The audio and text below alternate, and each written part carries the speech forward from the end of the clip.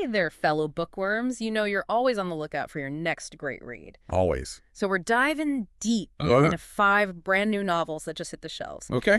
We've got suspense, family drama, a con artist mystery, a detective thriller, I love those. and even a cozy bookstore mystery. So good. Something for every mood, right? It's an eclectic mix, and what's really interesting is how each of these books explores Yeah. familiar genres in kind of unexpected ways. Oh, interesting. Yeah, we'll uncover those hidden depths together. I like it. Okay, let's start with What the Wife Knew by Darby Kane. Okay. Now, I'm a sucker for a good marriage gone wrong story. Yeah. And this one sounds especially juicy. It definitely plays with our expectations. The wife Addison isn't exactly mourning when her seemingly perfect surgeon husband Oh, wow. turns up dead. In fact, she despises him. Hmm. But here's where it gets really interesting. Okay. She becomes the prime suspect. So, are you rooting for her to get away with it? Hmm. Or are you suspicious of her from the start? That is a great question. It really makes you think about how much we can ever really know about the people closest to us. Right. And then there's the blackmail plot. Oh. Turns out the heroic surgeon has a past that's about to catch up with him. Oh! Talk about adding fuel to the fire. Exactly. The novel alternates between the present-day investigation Okay. and flashbacks. Right. So we're slowly piecing together the truth along with Addison. I like that. Yeah, it really keeps you on the edge of your seat wondering who to trust. Next up, we're heading to hurricane-ravaged Florida Ooh. for The Good Bride by Marie Wiggins. Okay. Imagine planning a lavish beach wedding while the town is still recovering from a devastating storm. Oh, wow. Talk about a recipe for disaster. The storm becomes a powerful symbol in the book. It's not just about the physical devastation, Right. but also the emotional turmoil beneath the surface of this seemingly idyllic community. Okay. And then during the rehearsal dinner, Oh. the bride's estranged father disappears. Okay. That's definitely more than just wedding jitters. Yeah. And to make things even more suspicious, there's a stolen necklace Oh, no. with some creepy online threats. That's not good. It sounds like this picture-perfect wedding is about to implode. Wiggins does a fantastic job of weaving together elements of family drama, Yeah. mystery, and even a bit of social commentary. Oh. You'll be left wondering what secrets are lurking beneath the surface of this picture-perfect town, Right. and how far will people go to protect them? All right, now for a book that completely hooked me from the synopsis, Who tell me? Imposter Syndrome by Joseph Knox, Okay. a con artist pretending to be a missing rich kid. What? Sign me up. This is no ordinary con game, though. Okay. Lynch, our hero, stumbles into a web of conspiracies Oh. and family secrets that run much deeper than he ever imagined. Wow. And then there's this shadowy organization called the Agency Okay. that can literally erase people's past. Erase people's pasts. That's both terrifying and fascinating. Would you want a clean slate, even if it meant erasing parts of yourself? It makes you think about the nature of identity, right? How much of who we are is shaped by our past? Yeah. And what would it mean to truly start over? This book really gets under your skin and forces you to examine those questions. Definitely adding this one to my must-read list. Okay. For all the detective thriller fans out there. Right. We have The Next Grave by Kendra Elliot. I heard good things. We've got a murdered sheriff, a missing woman, and her son. Ooh. Classic setup. But there's a twist. What is it? The detective investigating the case is the murdered sheriff's former protege. Oh, wow. That personal connection adds a whole new layer of complexity and emotional depth to the story. How do you solve a case when it hits so close to home? Yeah. And as the investigation unfolds, a network of past crimes and buried secrets starts to unravel in this small town. It's like peeling back the layers, right? I'm already feeling the tension building. Yeah. Elliot is known for her vivid descriptions. Yes. Of the Pacific Northwest. Beautiful. And I can just imagine how that rugged landscape adds to the atmosphere of isolation and suspense. The setting almost becomes a character itself, Yeah. reflecting the internal struggles of the characters and the secrets that the town has been hiding. You'll be transported right into the heart of the story. And finally, let's switch gears to something a little lighter. Okay. Book for Murder by P.J. Nelson. I mean, who hasn't dreamed of inheriting a quirky bookstore I know I have. in a charming southern town? Of course, there's always a twist in these cozy mysteries. Oh, there has to be. Our protagonist, Madeline, starts receiving threats. Oh, And then, wouldn't you know, a murder occurs right there in the bookstore. no way. Yeah. Now she has to solve the case, uncovering secrets hidden amongst the dusty bookshelves. I can practically smell the old books and freshly brewed coffee. I love how cozy mysteries like this one Me too. offer a mix of lightheartedness and intrigue. It's like comfort food for the soul with a side of suspense. This one seems to have a lot of heart. It explores the power of community Yeah. and the way that, even in the face of tragedy, Yeah. people can come together to find hope and healing. So we've covered a lot of ground here. 5 very different books, but each with its own unique appeal. I agree. Now it's time to go a little deeper. Which of these books has piqued your interest the most? I'm curious to hear what resonates with you. Is it the moral dilemma in What the Wife Knew, the unsettling atmosphere of The Good Bride, or perhaps the intriguing questions of identity in Imposter Syndrome? Great question. We'll come back to those in just a moment. But first, we need to talk about justice. Okay. Each of these books deals with that theme in some way, and it's something I know you're interested in. Absolutely. It's fascinating to see how these authors explore different facets of justice, from revenge and retribution to forgiveness and redemption. Yeah. And sometimes the lines get really blurry, which makes for a truly compelling read. Let's start with What the Wife Knew. Okay. We've got a wife who despises her husband and becomes the prime suspect in his death. It's morally ambiguous, to say the least. Does this resonate with you at all? It definitely makes me think about those be careful what you wish for scenarios. Right. Addison might be free from her husband, but now she's caught in a web of suspicion. Yeah. And then there's the question of whether she even wants to be exonerated. Maybe freedom comes at too high a price. What do you think? That's a great point. It's not just a whodunit, but also a psychological thriller that explores the complexities of a toxic marriage. Right. And the consequences of long-held secrets. Oh, yeah. And the flashbacks add another layer, revealing how the past can haunt the present. Have you ever felt the weight of past choices, even if they weren't necessarily criminal? Oh, absolutely. I think everyone has those what-if moments, those choices we made that we sometimes wish we could take back. Right. But in Addison's case, those choices have life or death consequences. Wow. And speaking of consequences, the next grave really digs into that theme too. Right. Detective Bolton is facing the murder of his mentor. Right. And it's clear that this case is deeply personal for him. It's not just about solving a crime. It's about confronting his own past and the legacy of the man who shaped him. Yeah. And the missing woman and her son add another layer of urgency. Oh, right. Their disappearance seems to be connected to the sheriff's murder, but how? It's like Elliot is peeling back layers of a small town's history, revealing the dark underbelly beneath the surface. It makes you wonder what secrets are lurking in our own communities, right? Oh, yeah. And how those secrets can impact lives for generations. Definitely. But sometimes the secrets are more about family dynamics than actual crimes, like in The Good Bride. Yeah. The missing father adds a whole other dimension to the wedding chaos. Exactly. The hurricane might have ravaged the town physically, but there's clearly an emotional storm brewing within the family, too. For sure. And those online threats and the stolen necklace, Right. they suggest that someone is deliberately trying to disrupt this wedding and maybe even put the bride in danger. Do you think it's someone trying to protect a secret? Or is there something more sinister at play? Good question. It definitely makes you question the motives of everyone involved. Is it a jealous ex, a disgruntled business partner, or maybe even someone within the family itself? It could be. And that brings us back to imposter syndrome Okay. and the idea of reinventing yourself. Could one of these characters be trying to create a clean slate by erasing their past? That's a fascinating connection. Yeah.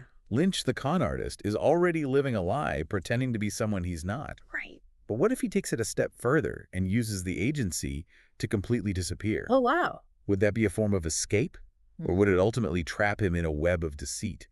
And how would that sit with you, the idea of someone literally erasing their past? Honestly, it's a bit unsettling. Yeah, Part of me admires the audacity of it, I get that. but the other part wonders about the ethical implications. Who are we without our past experiences, both good and bad? And what about the people we leave behind? It's a slippery slope. And Knox doesn't shy away from exploring those moral gray areas. I like that. Yeah, he forces us to confront the idea that identity is fluid, constantly evolving. And sometimes the choices we make to protect ourselves can have unintended consequences for others. Speaking of choices, let's talk about Madeline in Booked for Murder, Right. she inherits this charming bookstore, but then she's thrust into this amateur sleuthing role after the murder. Yeah. Do you think she's just trying to protect her newfound haven, or is there a deeper sense of justice driving her? I think it's a bit of both. Okay. She stumbled into a situation that forces her to confront the darker side of human nature. Right. And she's not a trained detective, but she has a strong sense of right and wrong. Plus, there's that element of community that's so central to cozy mysteries. Yeah. She's not just solving a crime, she's protecting the heart of her town. It's like she's become an accidental hero, which is a trope I always enjoy. I like those too. It reminds us that we don't need a badge or superpowers to make a difference. For sure. Sometimes it's just about having the courage to stand up for what's right, even when it's scary. And that seems to be a theme running through all of these books, doesn't it? Yeah. The idea that ordinary people can find themselves in extraordinary situations. Right. And their choices can have ripple effects far beyond what they ever imagined. Absolutely. Each of these books, in its own way, explores the human capacity for both good and evil. Yeah.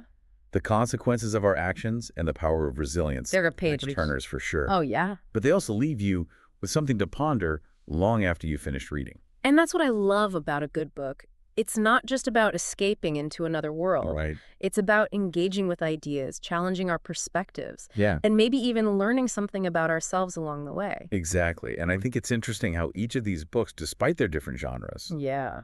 taps into that primal fear of the unknown. Ooh, interesting. Tell me more. In What the Wife Knew, it's the unknown depths of a marriage gone wrong. Okay. In The Good Bride, it's the secrets lurking beneath the surface of a seemingly perfect town. Great.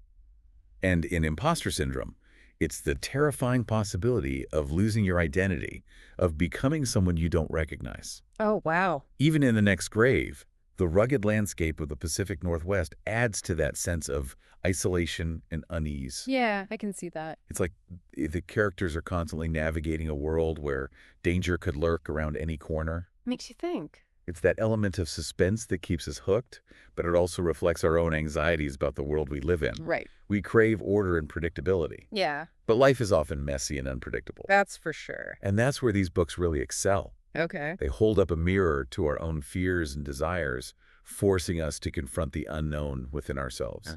So we've talked about justice, consequences, the fear of the unknown. Yeah. What else is jumping out at you as we consider these books as a whole? Well, one thing that strikes me is how each of these stories explores the theme of isolation in different ways. Oh, interesting. Tell me more about that. In What the Wife Knew, Addison is isolated by her own secrets and the toxic dynamics of her marriage. Oh, She's surrounded by people, but feels utterly alone. yeah, I can see that. And in The Good Bride, the hurricane has literally cut off the town from the outside world, Right. creating a sense of claustrophobia and paranoia. Wow. And what about the other books? Well, in Imposter Syndrome, Lynch's entire life is built on deception. Right. He's constantly wearing a mask, unable to form genuine I connection. see.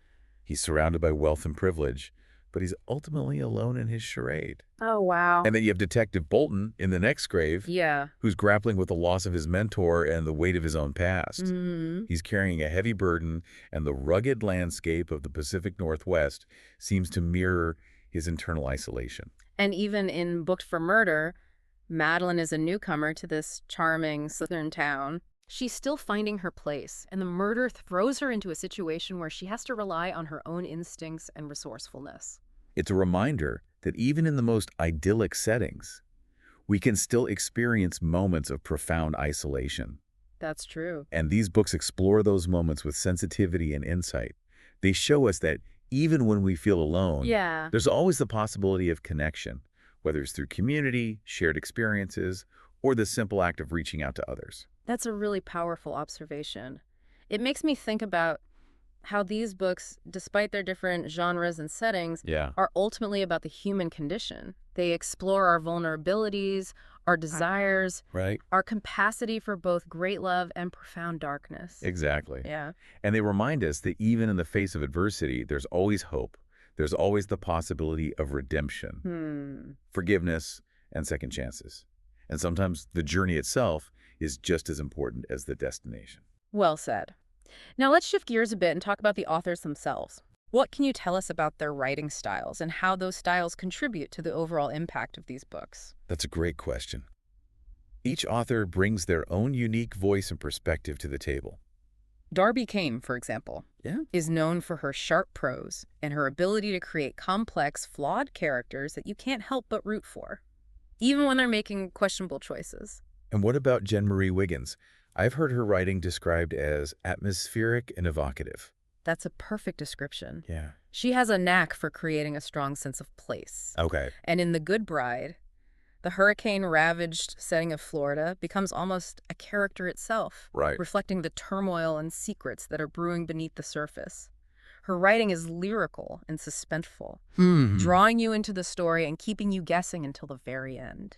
And what about Joseph Knox? His writing seems to have a very different feel. Yes, Knox's style is more gritty and noirish. Okay. He writes with a raw intensity that captures the dark underbelly of society. In Imposter syndrome, he explores themes of identity, deception, and the corrupting influence of power. Yeah. And his writing style perfectly complements those themes. You'll feel the tension and moral ambiguity on every page. And how would you describe Kendra Elliott's writing? Elliot is the master of the detective thriller. She creates intricate plots with compelling characters and a strong sense of place. Okay. Her writing is tight and suspenseful, with vivid descriptions that transport you to the rugged landscape of the Pacific Northwest. Right. And she's particularly skilled at weaving in personal elements that raise the stakes for her characters Yeah. and keep you emotionally invested in the story. And lastly, what about P.J. Nelson? Her writing seems to have a very different tone from the other authors we've discussed. Yes, Nelson's writing is charming and witty, Okay. with a cozy, small-town vibe that's perfect for fans of lighter mysteries. Right. She creates relatable characters and engaging puzzles, Yeah. and her stories are always infused with a sense of heart and community. I like that. Booked for Murder is a perfect example of her signature style. It's fascinating to see how each author's individual style contributes to the overall impact of their books. They're all telling very different stories, but they're all exploring universal themes that resonate with readers across genres. Exactly. And that's what makes these books so compelling. They offer something for everyone. Right. Whether you're looking for a heart-pounding thriller, a thought-provoking mystery, or a cozy escape with a touch of intrigue. Now, let's get back to you, the listener. Okay. Which of these authors' styles sounds most appealing to you? Do you prefer sharp and witty prose, atmospheric descriptions, or gritty realism? Right.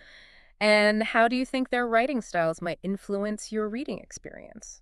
It's fascinating to think about how our own personal preferences shape the way we connect with different authors and their stories. Yeah. And sometimes it's those unexpected discoveries. Yeah. An author whose style completely surprises and delights us Right. that become our most treasured reading experiences. That's so true. And speaking of unexpected discoveries, let's dive a little deeper into the characters in these books. Okay. What makes them tick? Yeah. What are their motivations? Right. And what can we learn from their journeys? That's where the real meat of these stories lies, isn't it? Yeah. It's in the character struggles, their triumphs, and their flaws that we find ourselves reflected back. And I think it's important to remember that even the most unlikable characters Yeah. can teach us valuable lessons about ourselves and the world around us. Absolutely. So let's start with Addison in What the Wife Knew. Right. She's clearly a complex character. Yeah. She's trapped in a toxic marriage, and she's made some questionable choices. Right. But there's a vulnerability beneath her tough exterior. Yeah. What do you make of her, and what do you think her journey might hold for her? I think Addison is a character many people can relate to, Yeah. even if they haven't experienced the extremes of her situation. Yeah. She's someone who's been deeply hurt and is struggling to find her way out of a difficult situation. Her journey is about reclaiming her agency, Yeah. but it's also about confronting the consequences of her choices and learning to forgive herself. And what about Ruth, the bride in The Good Bride? Yeah. She's dealing with a missing father, a hurricane-ravaged town, and a wedding that seems to be imploding. How do you think she's coping with all of this chaos, and what do you think her story is ultimately about? Ruth is a character who embodies resilience. She's facing multiple challenges, Right. but she's determined to make the best of a difficult situation. Her story is about finding strength in unexpected places, Yeah. learning to trust her instincts, and ultimately discovering who she is outside of the expectations and pressures of her family and her community. And what about Lynch, the con artist in Imposter syndrome. Lynch. He's living a lie, pretending to be someone he's not. What do you think drives him, and what do you think his journey might reveal about the nature of identity and the consequences of deception? Lynch is a fascinating character because he represents the dark side of the American dream. He's driven by ambition, greed, and a desire to escape his past. Right. But his journey forces him to confront the emptiness of his pursuits and the corrosive nature of his lies. Yeah. Ultimately, his story is about the search for authenticity and the realization that true fulfillment comes from embracing who we are, flaws and all. And then we have Detective Bolton in The Next Grave. Right. He's grappling with the loss of his mentor and the weight of his own past. Yeah. How do you think those experiences shape his approach to the case? And what do you think his journey might teach us about grief, justice, and the power of forgiveness? Bolton is a character who embodies the complexities of law enforcement. Yeah. Right. He's dedicated to justice. Yeah. But he's also carrying the weight of personal trauma. Right. His journey is about finding balance between his duty to the law and his need for personal healing. It's about recognizing the gray areas of morality and learning that forgiveness, both for ourselves and for others, is essential moving forward. And lastly, what about Madeline in Booked for Murder? Madeline. She's an accidental sleuth, thrown into a situation that's way outside her comfort zone. Right. What do you think her journey might teach us about the importance of community? The power of courage and the unexpected ways that we can find strength within ourselves. Madeline is a character who embodies the spirit of small-town resilience. Okay. She's kind, compassionate, Yeah. and fiercely determined to protect the people and the place she loves. Right. Her journey is about discovering her own inner strength, I like that. learning to trust her instincts, and finding her place in a community that embraces her for who she is. It's amazing how each of these characters, despite their vastly different circumstances, are all on journeys of self-discovery. They're facing challenges, confronting their fears, Right. and ultimately learning valuable lessons about themselves and the world around them. And that's what makes these books so much more than just entertainment. Yep. They offer us a glimpse into the human heart with all its complexities and contradictions. Right. They remind us that we're all on a journey. And even in the darkest of times, there's always hope for growth, healing, and connection.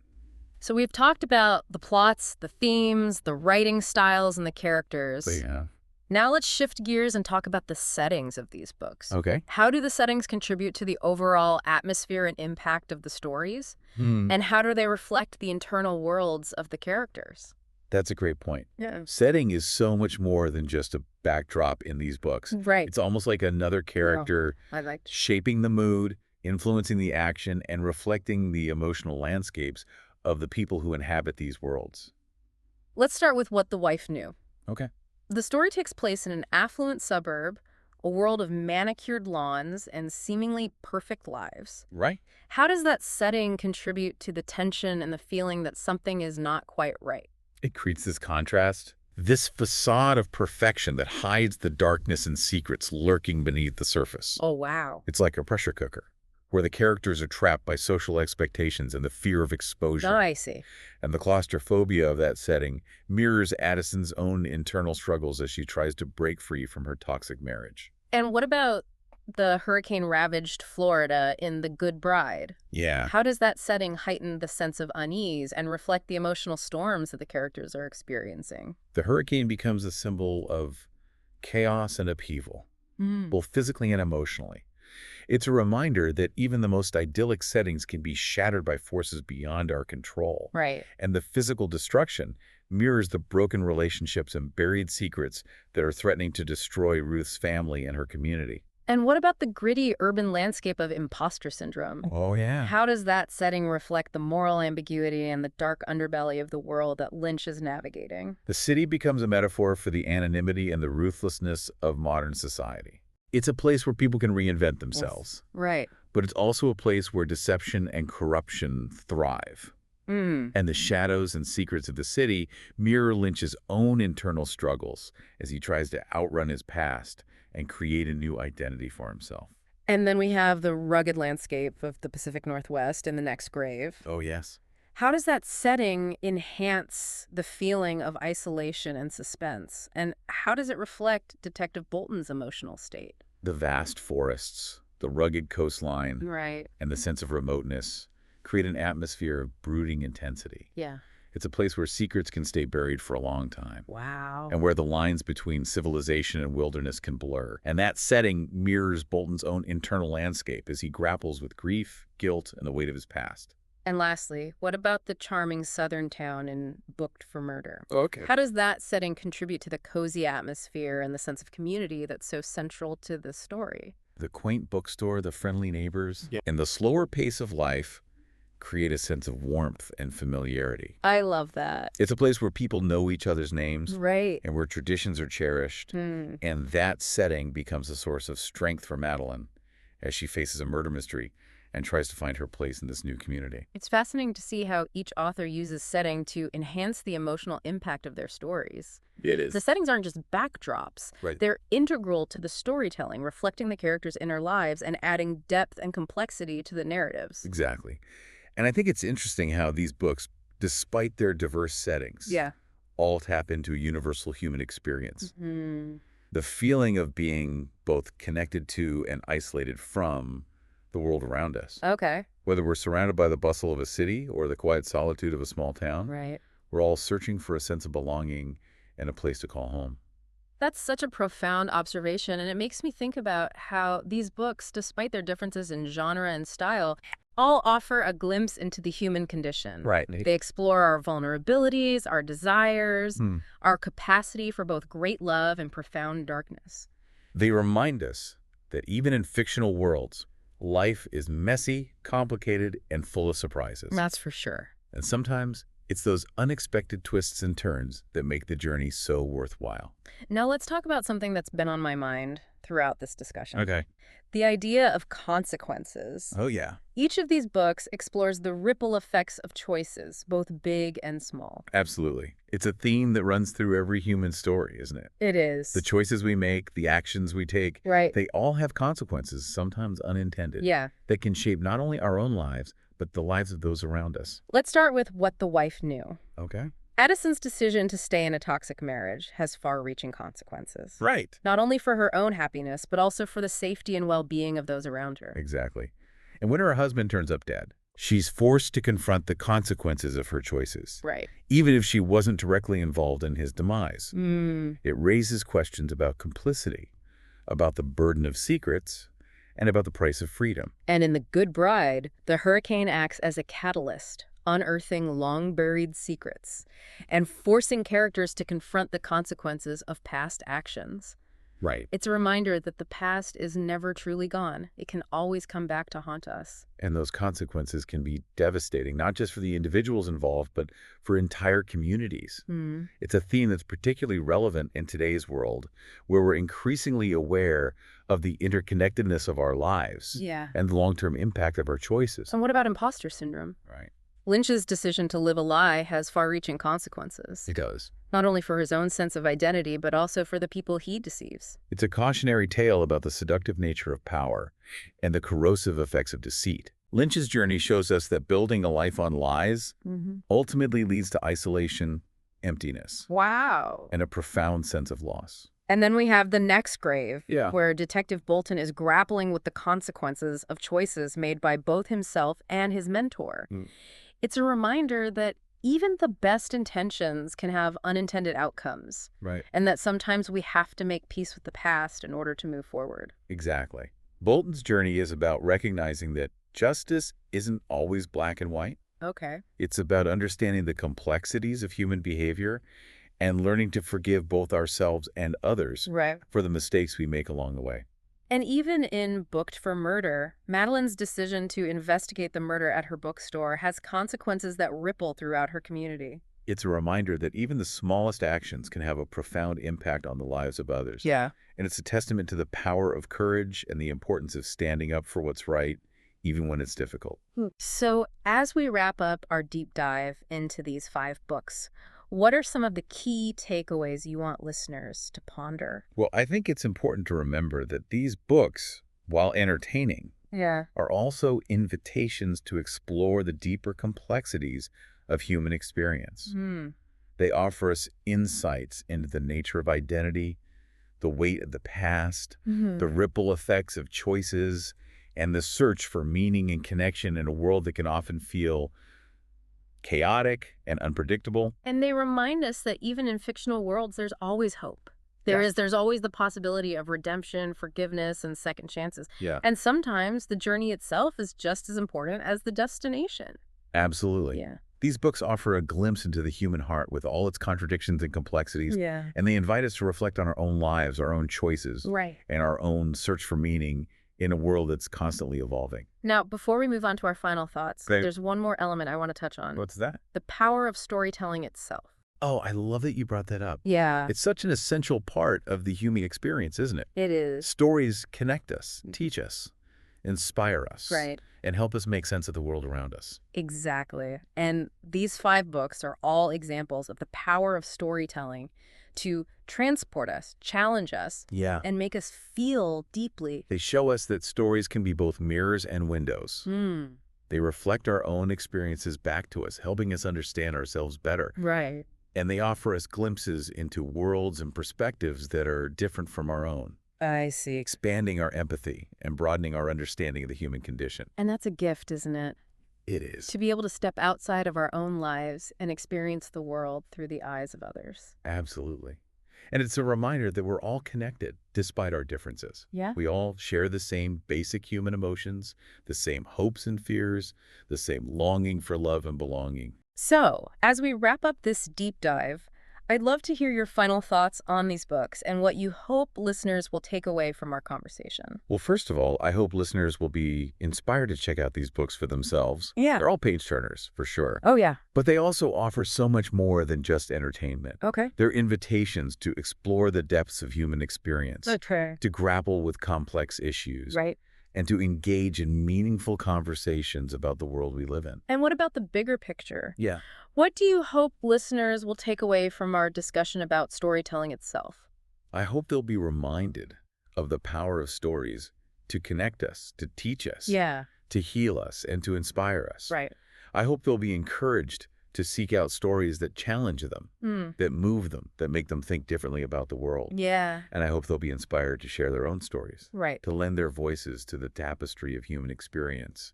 Beautifully said.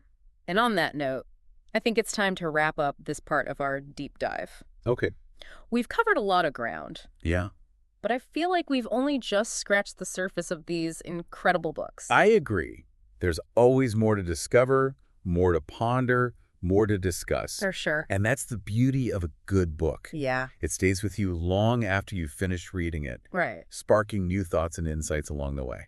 I think you've hit the nail on the head. It's not just about escapism. Right. It's about connection, reflection, Yeah. and expanding our understanding of ourselves and the world around us. Exactly. And I think that's something all 5 of these books do incredibly well, Yeah. each in their own unique way. So if you had to recommend just one of these books to our listener, which one would it be and why? That's a tough one. Yeah, it is. They're all so different and appeal to different tastes. Right. But if I had to choose, Okay. I'd say Imposter Syndrome. Okay.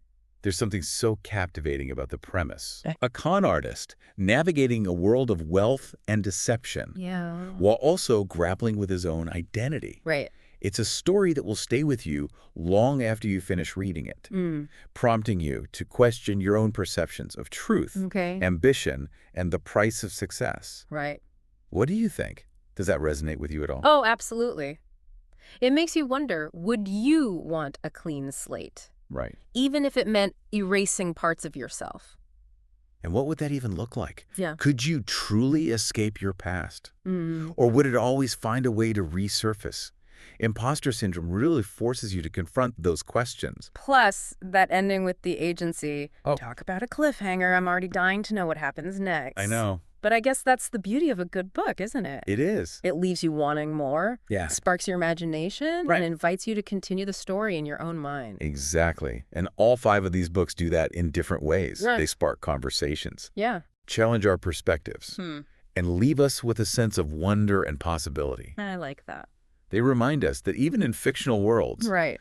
life is messy, complicated, It is. and full of surprises. So, to our listener, we encourage you to check out these 5 new releases. Definitely. Whether you're craving suspense, mystery, family drama, Yeah. or a touch of cozy charm. Oh, yeah. There's something here for every reading taste. And as you dive into these books, Yeah. we'd love to hear your thoughts. Oh, for sure. What resonates with you? What questions do these stories raise for you? Yeah. Share your insights, Right. your favorite quotes, your burning questions. Yeah. Let's keep the conversation going. Because ultimately, that's what makes a deep dive so rewarding. It is. The shared exploration, the exchange of ideas, Right. and the discovery of new perspectives. Absolutely.